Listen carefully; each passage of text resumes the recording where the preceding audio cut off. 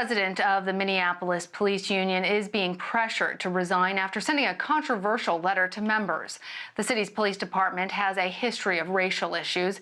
Its own statistics reveal that its officers are more likely to use excessive force against black people than white people. Jamie Yuccas reports. Do you think there is an issue of systemic racism within the police department? I think there's an issue of systemic racism in every police department. Jamiles Lartey is the former chief of Minneapolis Police. About 20% of the city's population is black. But according to department data analyzed by the New York Times, Minneapolis police use force against black people at 7 times the rate of white people. Every day, every year, we're the only people here looking for justice is just us black people. Before George Floyd's death prompted national outcry, prosecutors drew criticism for declining to file charges against 2 Minneapolis police officers in 2018 for the deadly shooting of 31-year-old Thurman Blevins. Police said they believe Blevins, who fled with a loaded handgun, posed an immediate threat to officer safety. No justice, no peace. 3 years earlier, Jamar Clark was also shot and killed by Minneapolis police. Police said he was trying to grab a gun and charges were never filed. There is a problem with policing in the city of Minneapolis. Jamiles Lartey stepped down as the city's police chief in 2017 after another deadly police shooting. She's now among the chorus of voices, including several Minnesota labor organizations, calling on police union head Bob Kroll to resign. Earlier this week, he claimed in a letter that the officers charged in George Floyd's killing were fired without due process. Do you think it's fair to point the finger strictly at Lieutenant Bob Kroll? No, but I do think it begins with Bob Kroll. He is the loudest voice. All of our actions, they have an impact. In 2017, Madaria Arredondo took over for Lartey, becoming Minneapolis's first black police chief. But a decade earlier, he and 4 other officers filed a discrimination lawsuit against the department, claiming it systemically and continuously discriminated in favor of white persons and subjected black officers to a hostile work environment. The complaint also accused Kroll of making racist statements and wearing a motorcycle jacket with a white power badge. The city settled the lawsuit for $740,000 without admitting liability. We reached out to Lieutenant Kroll for comment but have not heard back. We should also mention that Kroll is married to an anchor at our Minneapolis station WCCO TV, and they say she has not reported on the department or union issues for at least 2.5 years. Jamie Yuccas, CBS News, Minneapolis. For more on this now, I want to bring in Jamiles Lartey. He's a staff writer for the Marshall Project, where he reports on police violence. Jamiles, in your reporting, you argue that the Minneapolis Police Department's failure to adopt reforms might have led to George Floyd's death.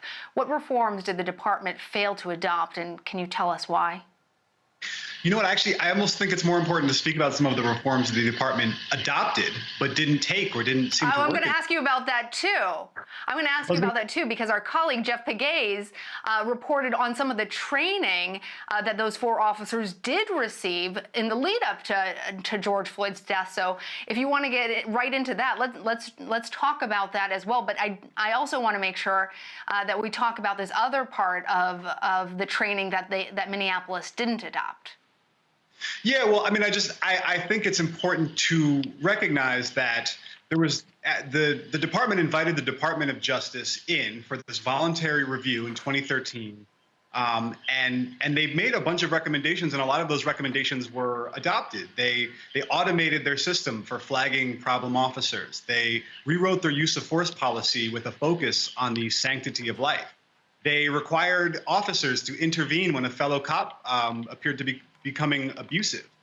All of those would seem to be measures that would have lessened the possibility of an interaction like what happened to George Floyd, but they didn't.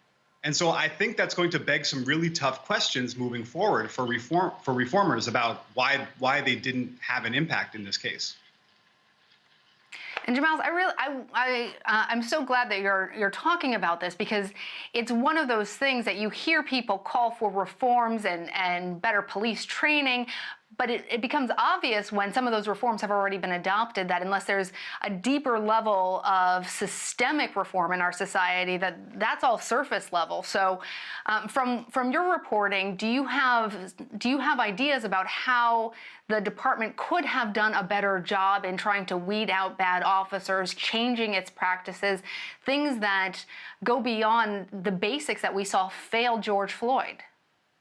Well, I mean, what we know is that Derek Chauvin, the officer who's been charged with second-degree murder, had been involved in 3 shootings over the span of his 19-year career. He had 12 citizen complaints against him. We don't know the severity of those complaints or if he ever received. They had this policy of commanding officers could elect to put officers through a non-punitive coaching session on policy due to complaints. But we do know that he was never formally disciplined on any of those complaints.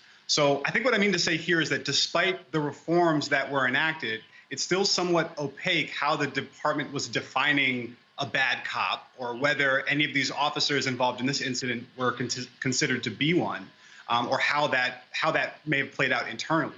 So I think we're going to get a lot more answers from the Attorney General's criminal investigation.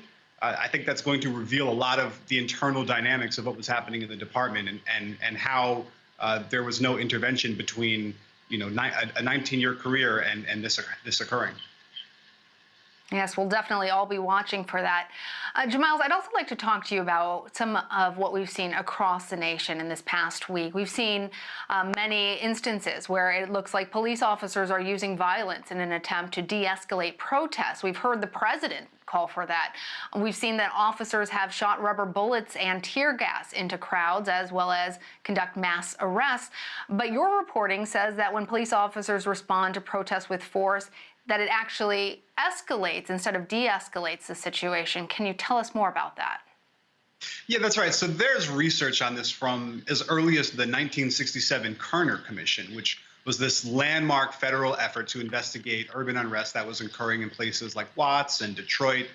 And social scientists found then that abrasive policing action can be really pivotal in turning peaceful demonstrations to violence or destruction. And it recommended that police eliminate those tactics. And studies have continued to find that through the present. So the pattern that we've seen, at least since Ferguson, is that there's a particular inflammatory moment of police violence, and that generates a protest response, which generates a police response. And both of those may either be violent or nonviolent. But fundamentally what occurs is if and when the police do become violent, that proves to demonstrators that they were right to be protesting about police violence.